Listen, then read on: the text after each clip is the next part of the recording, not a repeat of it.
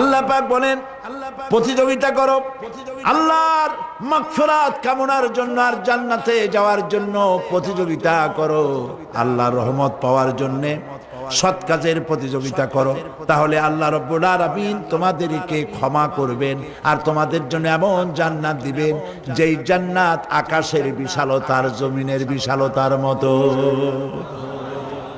এই বিরাট জান্নাত তোমাদেরকে দিবে।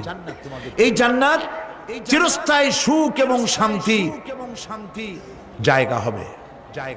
মাসালুল জান্নাতিল্লাতী উইদাল মুত্তাকুন ফিহা আনহারুম মিন মাইন গায়রি আসিনিন ওয়া আনহারুম মিন লাবানিন লাম ইয়াতাগায়্যার তা'আমুহু।